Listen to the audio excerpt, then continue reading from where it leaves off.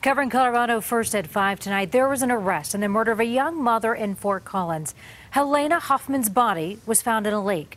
Now, a week later, we have learned a transient is accused of murdering her. News of the arrest came the same day Hoffmann's family and friends held a memorial tour. Her body was found last week in Sheldon Lake in Fort Collins.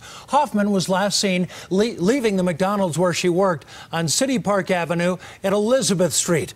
Right now, CBS 4's Andrea Flores live at the lake. Andrea, she typically walked by there on her way home. Well, that's what we've been told. They say she always felt safe walking through the park, as it was the fastest way for her to get to and from work. Today, friends and family members came back to the park where her body was found and also showed up in court where they saw her suspected killer for the first time.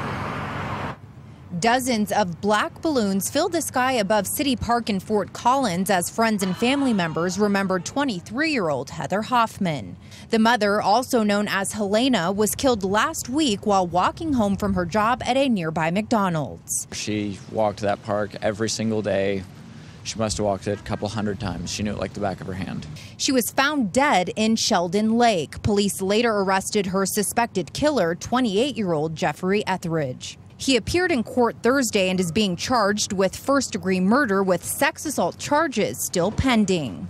From day one, detectives and officers were examining evidence in the scene, working with the coroner's office to really look at this and determine was it accidental or was it intentional.